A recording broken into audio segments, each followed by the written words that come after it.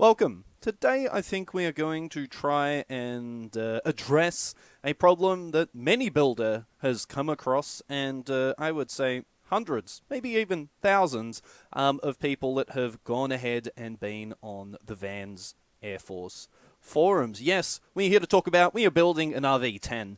No, we're building this RV10, a little bit of background, right? This might be the first time you've ever heard of us. So we're building an RV10 here for a non-for-profit, and we're going to operate the aircraft and hopefully enlighten people and help people along the way with what is a wonderful, wonderful aircraft.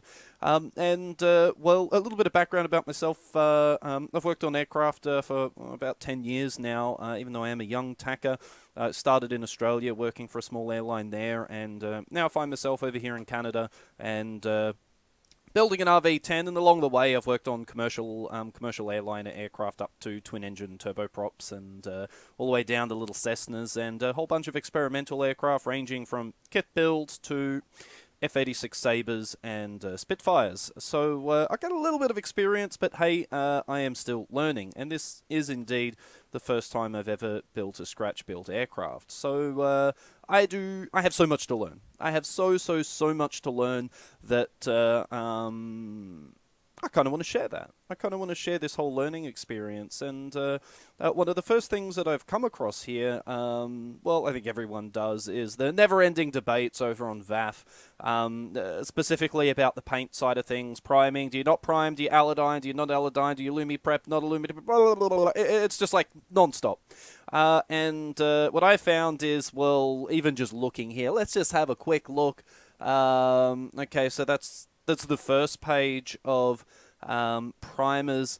There's another 5 pages of about 25 threads. So what we're going to do today is go through each individual one and try and come up with it. No, we're absolutely not. I'm already bored of looking at these posts. I'm sure there's some enlightened stuff in there, but ain't nobody got time for that. And, well, there's so many very specific things about individual builds.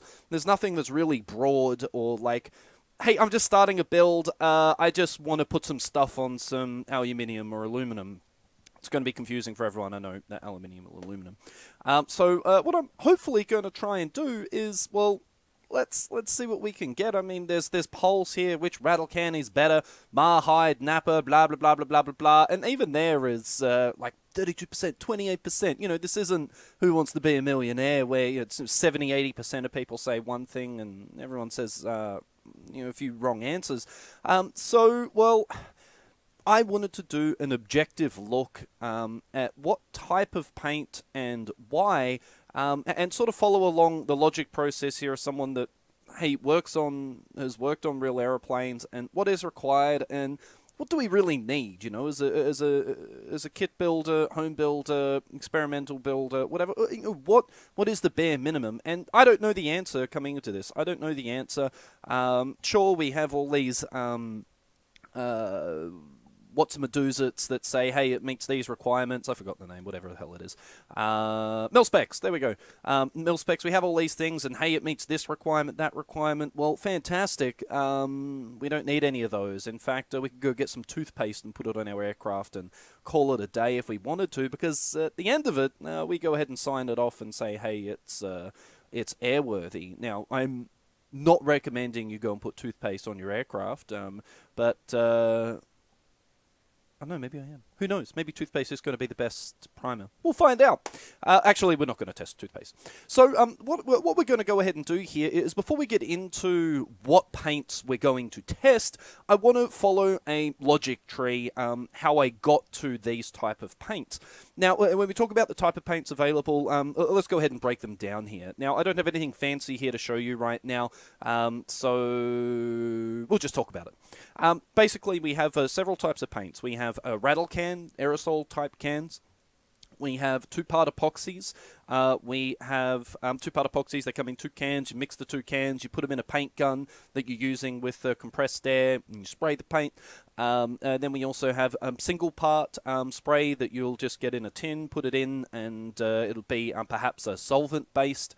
So as it is applied and comes out of the gun, the aerosols go ahead and evaporate. Paint sticks there. Oh yeah, another thing. I'm not a painter. I just want stuff to to stick to metal. That's all I want. I just want it to stick to the aeroplane, and then I'm a happy person. So we've got rattle cans, we've got two-part epoxies, we've got water-based two-part epoxies, we've got single-based epoxies, all of these other, and there's probably more. I can even... Some people roll on their paint on an aircraft. So let's sort of break those down here. Rolled on paint, is it doable? Yes. It is probably the single, simplest, quickest budget solution there is. There's a lot of trade-offs with it. One, the surface is garbage. Two, it's not really an etch. And three, well, you're putting on so much paint, your aircraft's going to weigh about 3,000 pounds. So for most of us, I think if we're purchasing an aircraft, we're not going to put roller paint on the thing. So that just gets put in the bin right away. Now, let's go and have a look at, say, something like a two-part epoxy here. Let's just go over here to Aircraft Spruce, and what is it? The Azco, I think, paint or whatever.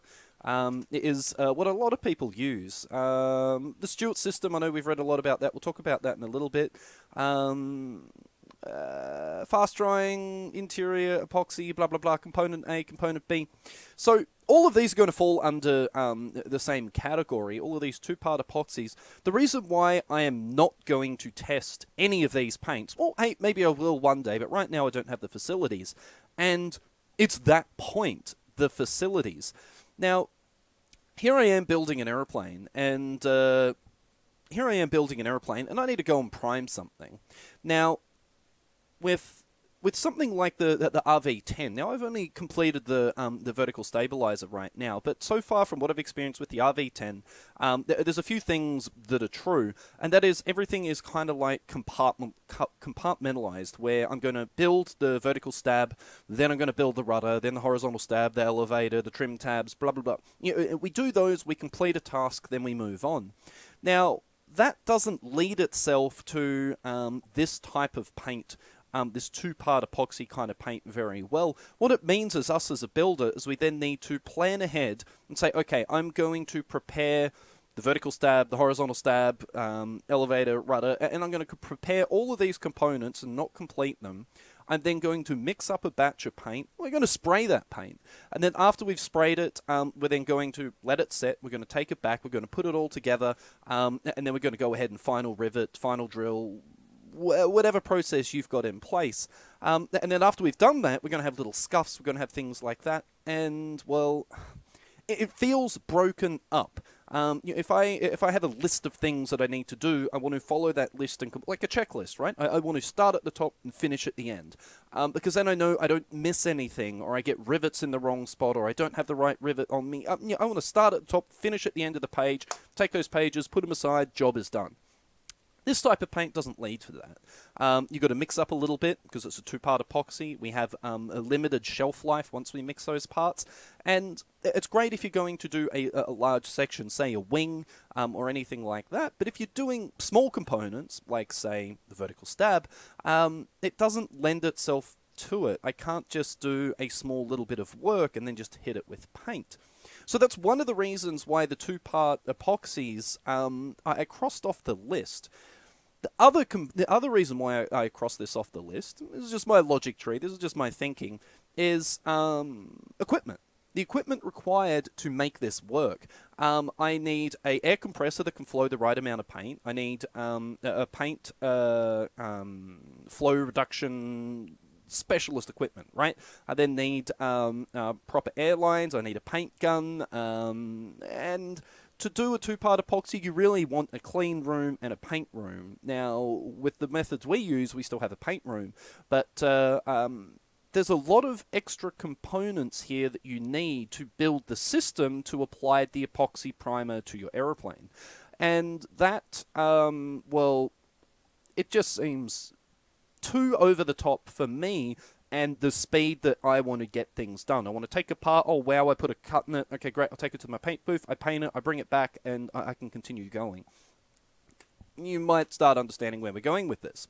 So, the epoxy stuff, albeit it does provide a very, very good finish, It has a much larger footprint in your workspace. It has a much larger footprint in the build. It adds time to your build, and I don't believe there is a reason or a valid reason to do that. I mean, we're talking about a primer here. We're talking about a primer. We're not talking about a finish coat of paint. There's going to be a lot of stuff covering this paint. We just want a protective layer. So, because of that, any of these two-part epoxies, I'm not going to test. I'm just simply not going to test because I do not have the equipment. I don't have I don't have a painter's gun. I don't want to deal with the preparation and also the cleanup with a two-part epoxy. And we could minimize this with disposable mixing cups and blah blah blah blah blah. But now I'm adding more dollars, I'm adding more time, and I'm adding more complexity. And I think anyone that has completed an aircraft will say simple is good. Anyone that's done anything in history would say simple is better. Reduce complexity and have a simple process in place. So, where does that leave us to? It leads us to rattle can spray cans. These are the paints I am going to test. So my logic tree is going to a epoxy primer or anything like that. It adds too much to the complexity of my build. And even if it adds slightly better paint, I think there's ways around it. We're going to test those ways around it as we go through these paints. So these epoxies we're not going to talk about. But what we're going to talk about here a little bit. Let's talk about one of the really really popular paints from the forums here. The Stuart Systems Echo the Echo Epoxy Primer. 2 parts, great 2-part, and from everything that I've heard, it sprays great, does everything. It still doesn't meet my criteria. But as a base, what we can use this as is something to compare our spray paints to, because hey, are our spray paints going to do a similar job to this? That's all we care about. Is it going to do a similar job? So for that, what we're going to introduce you to is material safety data sheets. Yes, they are going to be what we look at everywhere. Now, the Stuart system is very good because, as it says here, it's non-hazardous, it's non-flammable, it's got water cleanup. It's good stuff. It's good stuff. It's very safe to have around. So let's have a look at this primer. Don't worry, we're going to step backwards here in a little bit. We're going to talk about alodining and stuff like that. So, oh no, I will backpedal right now.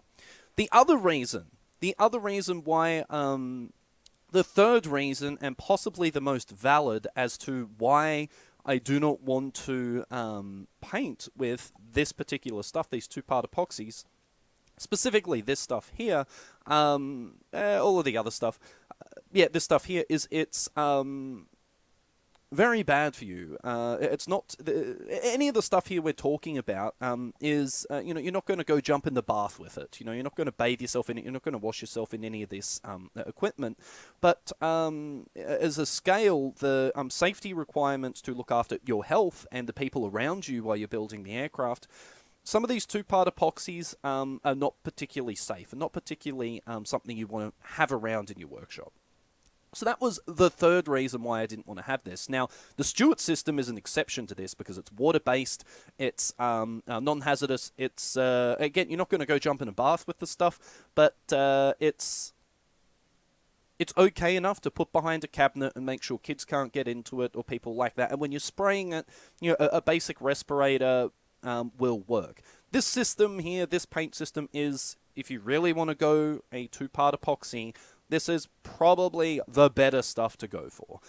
Just purely on that notion. I'm sorry, my cat wants to come and say hello. This stuff is probably the best if you have a system in place. So let's have a look at what the Stuart system offers in a material safety data sheet. Now, if you don't learn anything from this, it's read material safety data sheets on any product you have. In fact, I would recommend you have an MSDS, SDS, whatever you want to call them, in your workshop for any material that you have there. anyone, if you don't learn anything from this, is just read the MSDS. So this is the Stewart System MSDS here, and we can go ahead and have a look at this, and we can see it's not, it's pretty okay stuff. You're not going to get damaged while using it. They recommend some basic equipment and all of this other stuff. But what we're actually going to look at with this is what the active ingredients are. What the active ingredients are here within the Stewart System, which makes it a anti-corrosion paint. What is the anti-corrosion properties of this paint?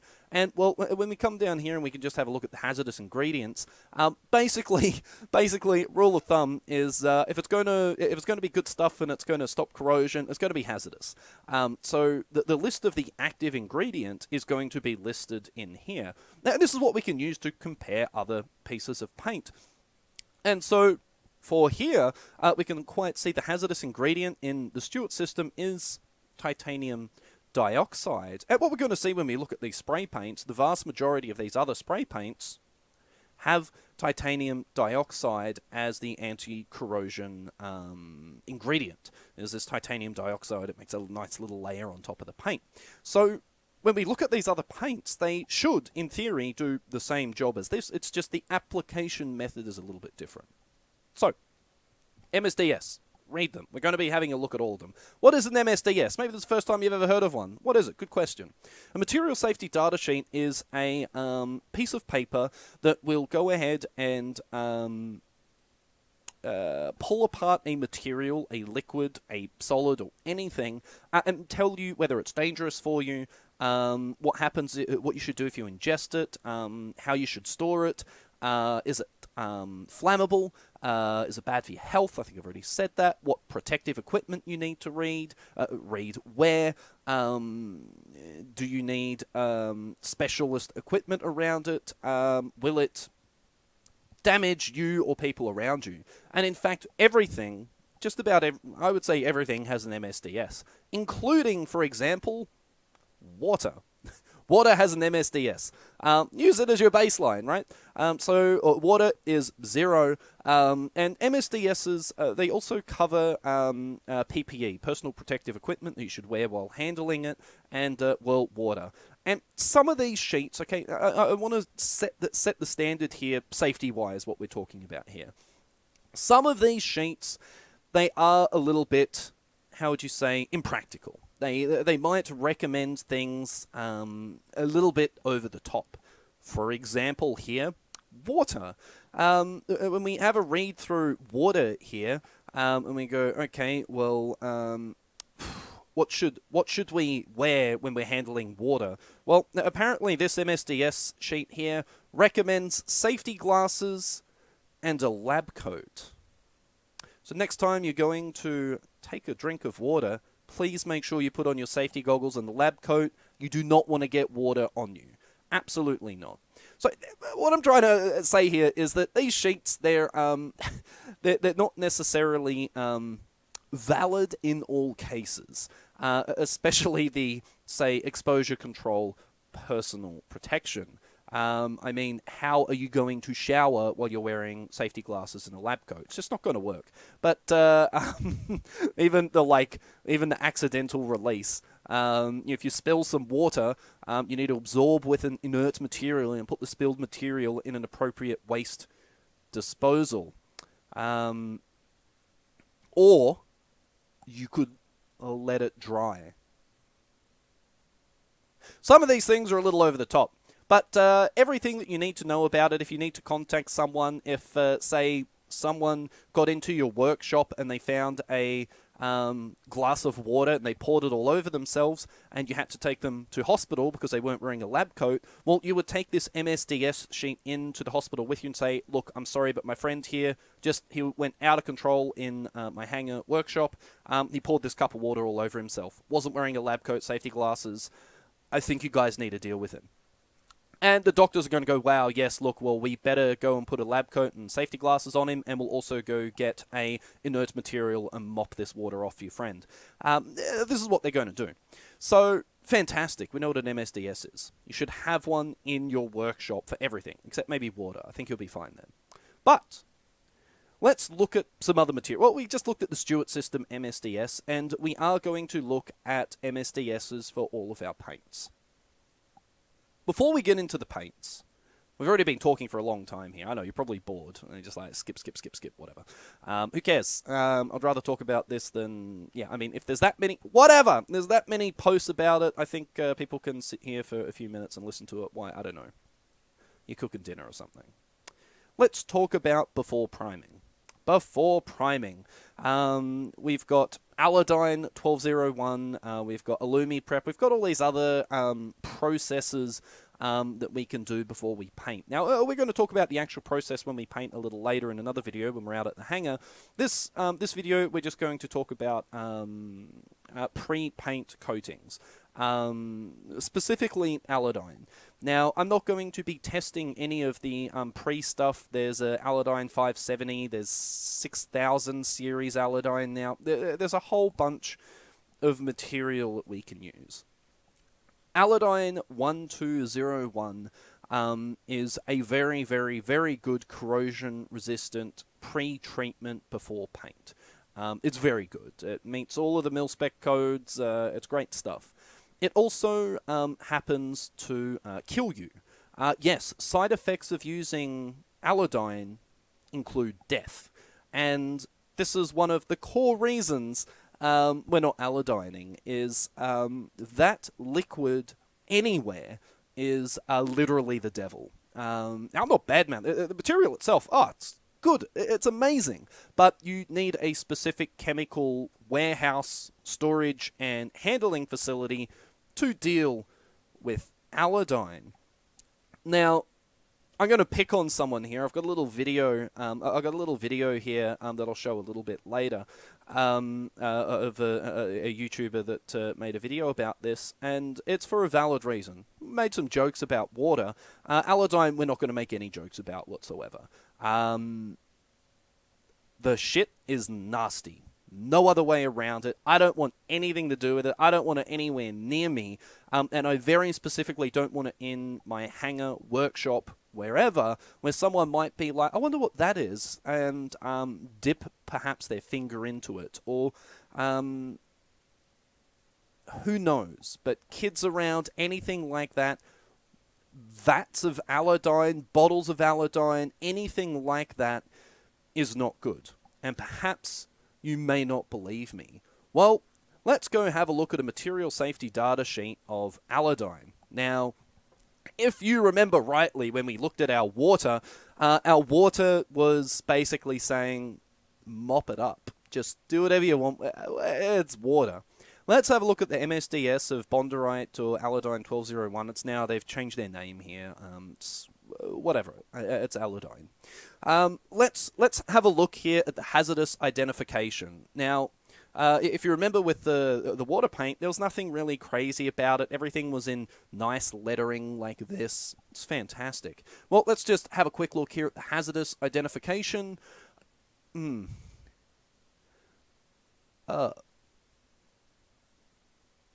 Yep. May cause an allergic skin reaction. May cause cancer. Hazard class. So this may word here is a little bit ambitious. You see this may word here and go may cause. It's not that bad. It only may cause cancer. Well, when you go ahead and have a look at the hazard category here of carcinogenicity, or whatever that word is, 1 alpha means it is proven to cause cancer in humans. No animal trials, nothing like that. So this may part here, go ahead and just crush that out. That's not really there. Alodine causes cancer. This stuff is not good. Pictograms, yes, that is death. Exclamation death. You do not want this. We've got some precautionary statements here which say, hey, what to do if you've got alodine on you. If on skin, you've got to wash it with plenty of water and do all these other things. And okay, this is a precautionary statement. This is just however you're dealing with this. Dealing with alodine, well, literally, I think it'll even say here, is what is alodine made out of? It's chromic acid. It's that hexa blah, blah, blah Search Aaron Brockovich, movie from the 90s. I think it was the 90s. Aaron Brockovich movie. That was about the components that are in this. This stuff gets into the water table. It gets into you cannot get rid of this hexachromate, blah, blah, blah, blah, blah stuff once it gets into an environment. It is really fucking nasty. It just doesn't go away. Aaron Brockovich. There you go. There's some extra rating for you. Is that the stuff? No, I don't really know. So let's. This is where it gets kind of interesting, or maybe you'll understand why this stuff is the devil. So first aid measures. Okay, so skin contact. Well, it's a liquid, and I'm going to be dipping parts in it or painting it onto parts. I wonder what happens if I make skin contact with alodine. Oh. That's not perhaps maybe sort of you should think about. If you have skin contact with this liquid, the first thing you're meant to do is rinse it with lots and lots and lots of water, and then you need to get medical attention immediately.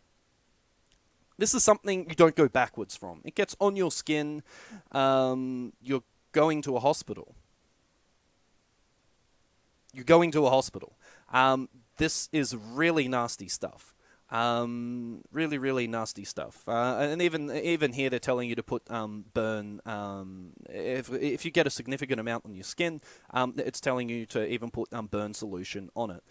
Now, this even applies if you're wearing, say, a happy hoodie or a shirt or something like that.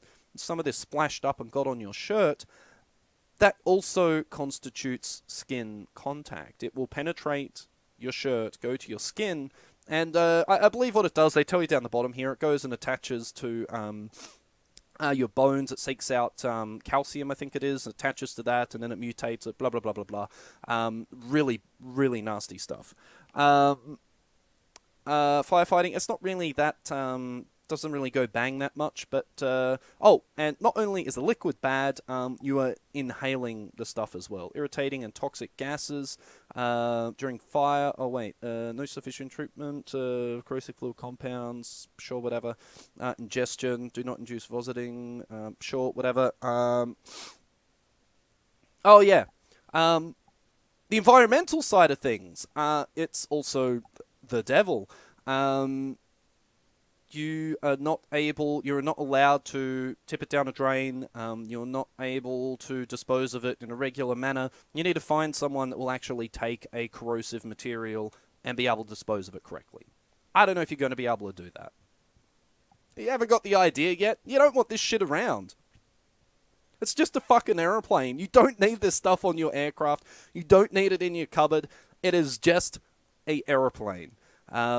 This stuff is... not good. It's just an aeroplane, guys. Please, this is good stuff. 100% good stuff. But unless you're going to build a second room with ventilation, you're going to put chemical-resistant clothing on, chemical-resistant aprons, gloves, glasses, boots. Even boots. If that shit drops on your shoe, it will sink through your shoe and get absorbed into your skin through your boots. This is not something a kit builder at home in their garage should be handling. Boeing can deal with this. Sure, they've got all sorts of stuff. Boeing can deal with this stuff. Any aircraft manufacturer can deal with this stuff because they're dealing with hundreds of parts a day. I'm just a dude building an aeroplane in a really cold hangar. No thanks. This goes into the toxicological information. You might be bored of this right now, but I'm really trying to drive home how nasty this shit is. Chromic acid, immediate and delayed health effects. Well, it affects your blood, it's a carcinogen, it affects your central nervous system, it's corrosive, it'll stop development in kids, it could stunt growth, stuff like that. There's a lot of stuff there. You getting that you really don't want this shit around? You don't want this shit around. It is... you don't want this shit around. It's the only sort of thing I really like... you probably shouldn't have around. Everything else, do whatever the hell you want. It's just an aeroplane. But this stuff, absolutely not. So just to pick on someone here, and I'm sure this gentleman is well-meaning, and I'm sure he was just trying to help people out, but this is not the way to deal with alodine. This is absolutely not. I don't know if this guy realized how incredibly dangerous this stuff is, and this goes back to why I'm saying MSDSs have a read of the material that you are handling. Understand the material that you have before you do anything. Now, this is, well, maybe some of you have seen this. Maybe some of you have even watched it. Here is our friend here from Home Built Help, and he is preparing a stabilizer, wing, something for just keep everything wet. Alodine. So right now he's using some Illumi prep stuff. Don't worry, we'll talk about the preparation stuff later. And what's fantastic here is take note that we have gloves. So what he's using here to clean this is just a mild acid that just cleans off any oils and things like that on the surface so that the alodine can stick to it properly. So we have sort of the semblance of safety, and just wearing sort of standard glasses here, and just a regular old t-shirt. But what we'll see is, moving forward, is the application of alodine. So yes, we've got a good, and you'll also notice it's an absolute beautiful day outside, so we're in a very well ventilated area. That's good news. But, well, I don't really see any drip trays underneath, and I mean, any environmental protection person will be looking at this and going, oh, it's a mild acid, that's really not too bad. Great. Okay, so now we will see the application of alodine. So take note of several things. There's the alodine, this lovely gold color stuff. Absolutely no need for gloves in this case. Apparently the painting hand does not need a glove. We have a glove on the cup, though. I mean, you could get a drip there. And, well, now we just go ahead and paint this stuff on. Just a quick reminder. Okay, so it's not may. Causes cancer.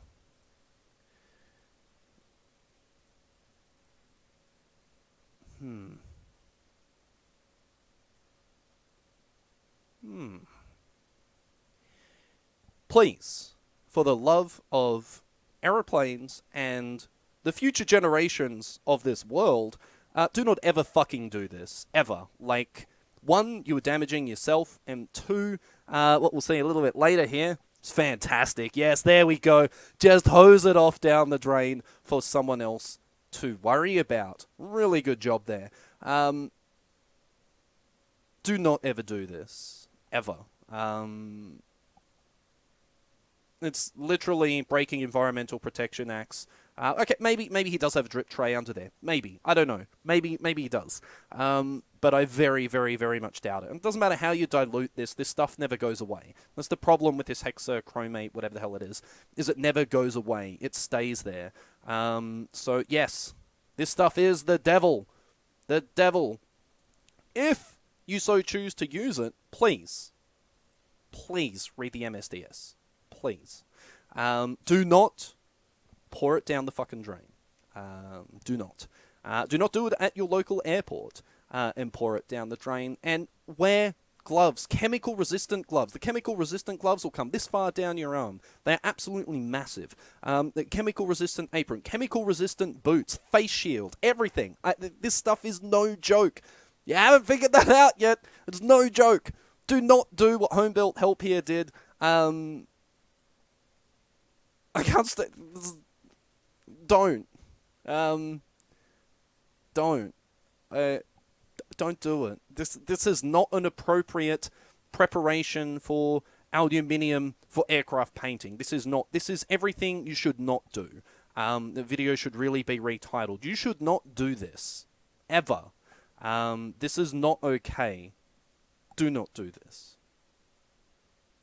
Don't. It causes cancer. It's an environmental disaster. And well, we've really as aviators got to do a little bit more, perhaps, of being environmentally aware. MSDSs, they save lives. Not even kidding. So, okay, let's move on. It's been 30 minutes of ranting, so let's go ahead and talk about the paints that we are going to use for our RV10. The paints that I was able to either get from my local Home Depot, Canadian Tire, I'm up in Canada, or Aircraft Spruce. And so I've got, well, 1, 2, 3, 4, 5, 6, 7, 8 different types of paint here. Well, we'll technically say 7 here because 2 turned out being exactly the same. But we've got different types of paints that I would say are probably fairly standard in the spray pack aerosol paints that you might want to use on your aircraft. So why don't we go ahead and just have a quick little zoom in here. Now, this is a sheet that I'm going to produce. I'll eventually put this up in the description or something like that, or post it on the forums, where you can see a list of all of the paints. So why don't we go ahead and have a little look here at the paints that we're testing. These first 2 here come direct from Aircraft Spruce. We've got the Tempo Aviation Zinc Phosphate Primer, the SEM Self-Etching Primer, and then the rest of these are ones that are primers that you can get from, well, your local hardware store. And the reason why I've differentiated these is, well, these guys here, well, they take time. They've got to come in a box and they've got to come with shipping. Where the rest of them, other than ACF 50, well, you can just run down to your local store, grab a can, and be able to prime your parts.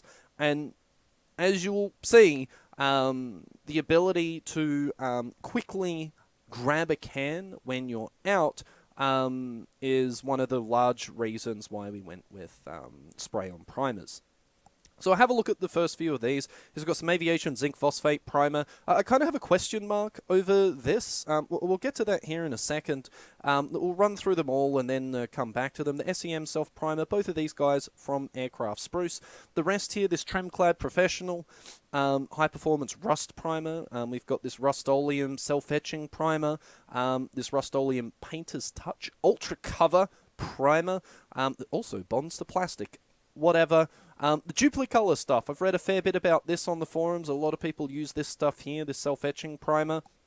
This guy here came from Canadian Tire, and this one here actually came from Aircraft Spruce as well. So, Aircraft Spruce, this is one that, sorry about the noise. This one here is from just a regular store. And then I've got just a generic, super-duper ultimate budget paint. So I wanted to have a spread. I wanted to have a spread of, well, I just want to get something that says primer all the way through to something that says, you know, it's a self-etching primer for aircraft. Excuse me while I turn my phone off. And aviation branded primer, and then I wanted to have the different price points. So what we want to test is, well, you know, is a $28, nearly $30, over $30 Canadian can of paint any better than our super duper budget stuff over here, $5 Canadian, which is probably like 20 cents US. I wanted to know, is there a difference? Is there a difference between these cans? So I've gone ahead and searched through all of these cans and just got reasonable pricing from where you would collect them. Now, I couldn't find this Armor Coat paint over here. It's in Canada here, $5.45 Canadian. I couldn't find that in any US stores, but it would basically represent any super duper budget paint that you might be able to get your hands on. Everything else I've been able to source from the United States, either through Amazon or Aircraft Spruce. So let's have a quick little look at those. There's a little bit of a price differential here. Oh, we'll get to ACF 50 here in a second. We'll just put a little box around this ACF that's hiding over here. Now, some interesting notes. Probably the most interesting one when we talk about price is these two cans here. The two Duplicolor primers. Some interesting notes. Let's start right at the top.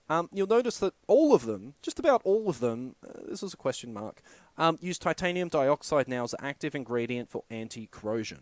if you remember back, it is also the same anti-corrosion device liquid that is also in our Stewart system. So we are comparing systems here. We're comparing an epoxy system. Well, we're not really comparing anything because we said we're not going to do it. Disregard. We're seeing if this has similar performance. It's all titanium dioxide, except for 2 here. That's what we want to test. So it has the same active ingredient the Stewart system does. It's just the method of application is a little bit different. What does titanium dioxide do? I have absolutely no idea. I'm no chemist, I'm no painter. I don't know. They all have it in there. It's got to be the stuff.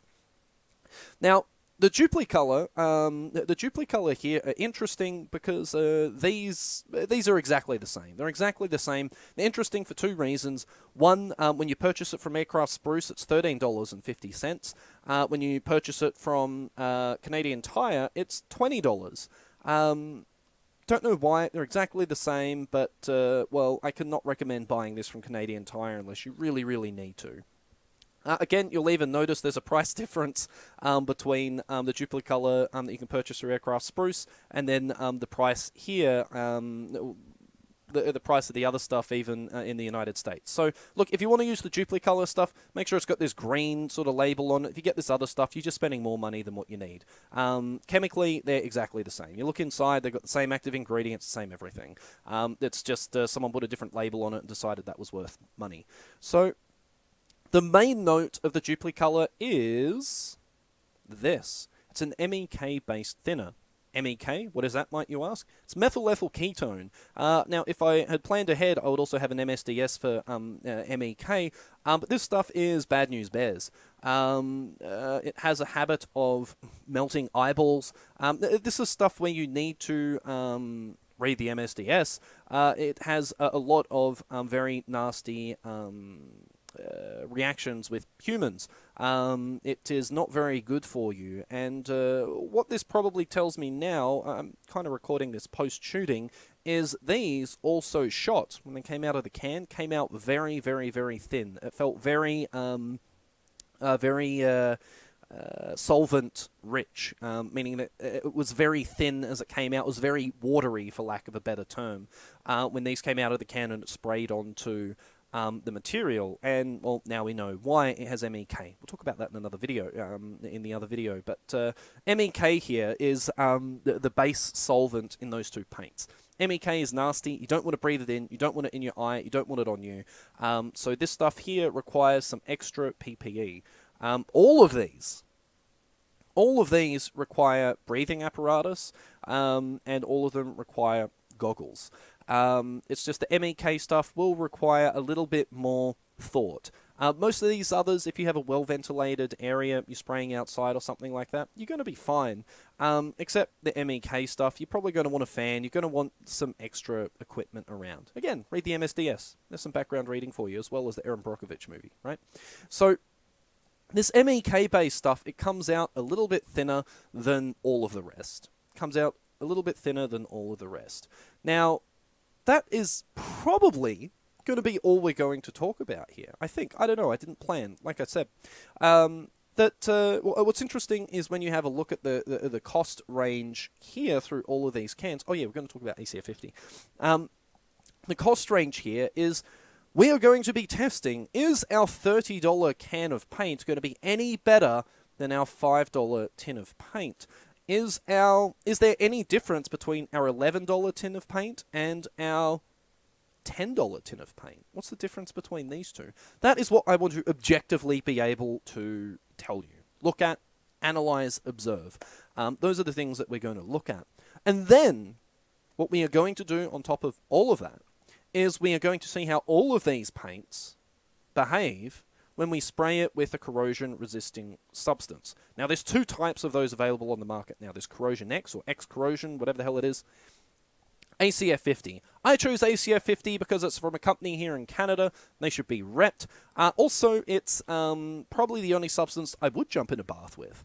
It doesn't require any real special PPE, personal protective equipment, and it seems to do good stuff. It's mil-spec certified. Out of the mil-spec stuff, I believe this is, but I don't even want to get into the mil-spec stuff. It's just a piece of paper that says it does something. I'm sure there's mil-spec water. Like, who cares? We're going to be able to test this practically. So, here is the process that we are going to do. We are going to get slides.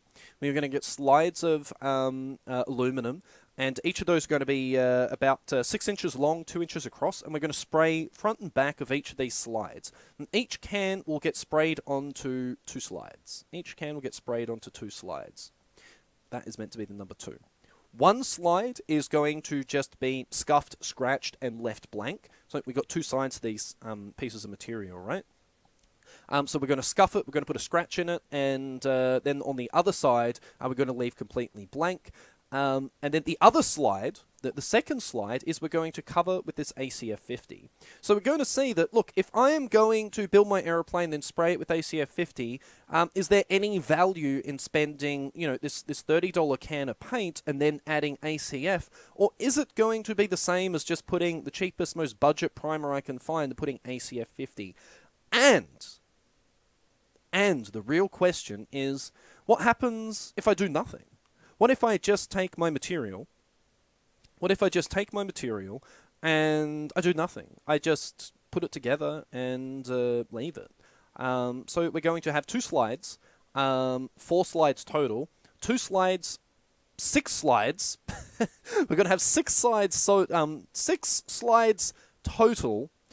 2 of those slides are going to be scuffed, and then we're just going to leave bare. 2 of those slides are going to be shiny alclad left, and then another 2 slides are going to be sprayed with ACF 50. Just no paint, no nothing, ACF 50. And then after we've done all of that, we are going to run a salt test. We're going to spray all of these paints with a salt solution, and we're going to apply some heat so we can increase the reaction here. We don't want to be sitting around for months. And then we are going to analyze each of these paints. That is the plan. We are going to analyze each of these paints and have a look at. I'll put them under a microscope, or a very basic microscope, just to have a look at the surface. We're going to measure these paints. I should have a little board up here. Remind me I need to do that.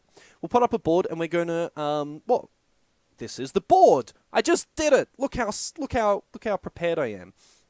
We will put in another little thing here, and then we're going to rate the paint. I'm going to rate how well it shoots, how well it sticks, and then we're going to have a look at its corrosion prevention, how it compares to all of them, and then you will be able to make a decision, we will be able to make a decision as to, is there any real difference? Is it better to just go for our $5 tin of paint, which is down here, our $5 tin of paint, or should we just go, is this really the best stuff? This SEM, is it really the best stuff? Should we spend the more money on it? So we will rate its corrosion resistance. I don't know how we're going to do that yet. We will rate its the way it paints, how easy it is to paint. I can already tell you that these 2 cans here are not very easy. These 3 cans are not very easy to paint with. They're very thin. It doesn't stick to the material right away.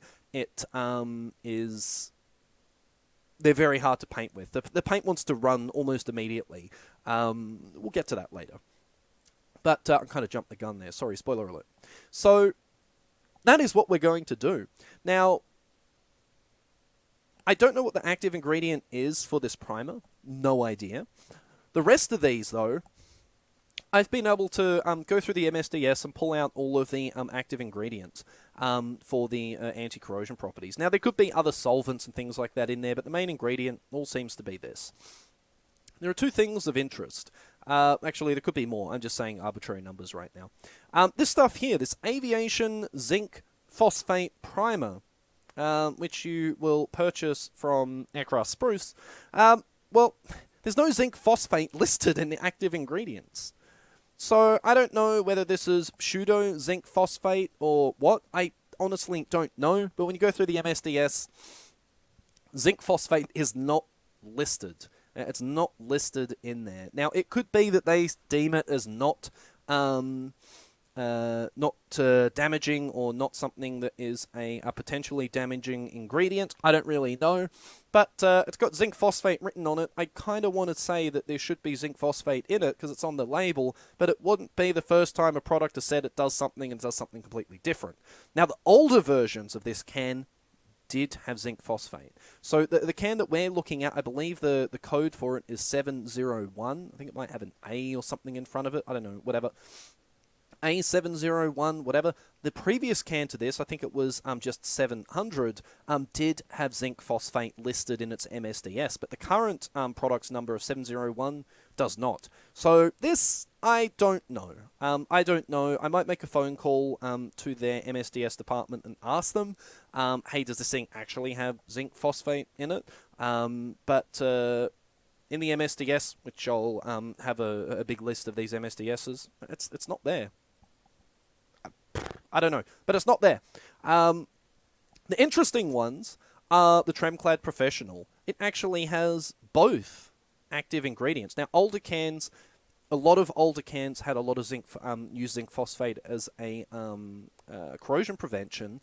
Well, this can here has both. It has titanium dioxide and zinc phosphate. So this can here I am really interested in. One, because of this, and two, it's because I've already painted my aircraft with it. So I want to know, I'm kind of hoping it's good. But it's very interesting. The other interesting one that is a bit different is the Rust-Oleum car self-etching primer, is it's got nanoscale titanium dioxide. I don't know if that's any better than regular old titanium dioxide. We're going to find out. And then the rest are all titanium dioxide. I have no idea what's in this armor coat stuff. I could not find an MSDS for them, so I've contacted the company and said, hey, could I please have an MSDS? We'll see if they send me something over. It might be cheap because it has zinc phosphate in it. It might be cheap because it has zinc chromate. If it has zinc chromate, it's the same stuff basically as alodining. We don't want to deal with it. We don't want to touch it. I'm going to put it in the bin, even though I've already painted with it. So maybe I won't put it. Yeah, I'll still put it in the bin, but we'll still do the testing. And then our ACF 50, I haven't listed the active ingredients. It's oils and whatever. I don't actually care, because all I want to do is test, hey, these after paint corrosion prevention stuff, Corrosion X, Corrosion, whatever the hell it is, in this ACF 50, does it do anything? That's all I really care about.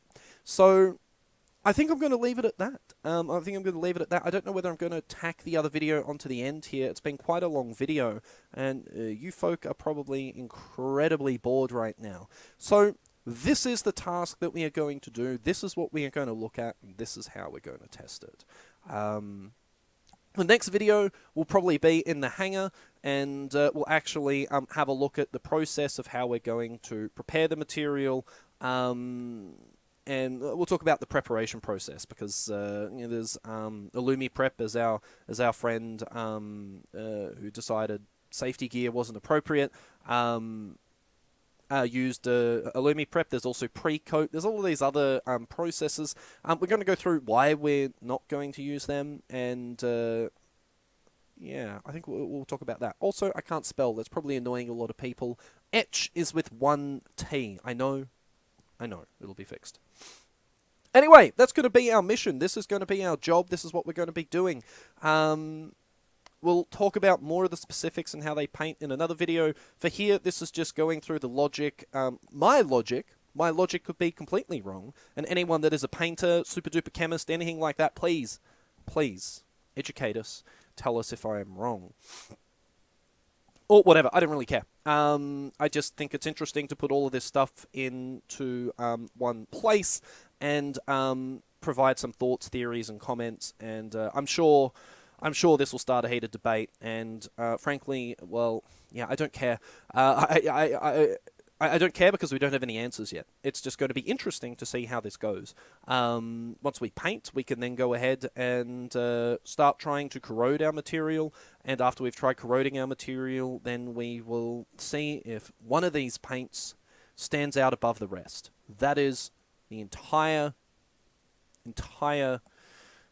I was hoping to have something smart there. The entire thingy that we want to prove.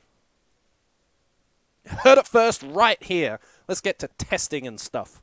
Alright, anyway, thank you for watching. I hope that was interesting, or maybe is whetting your appetite to finding out a specific answer. Because I'm interested in shooting all of these. So, thanks for watching. Talk to you later. Bye.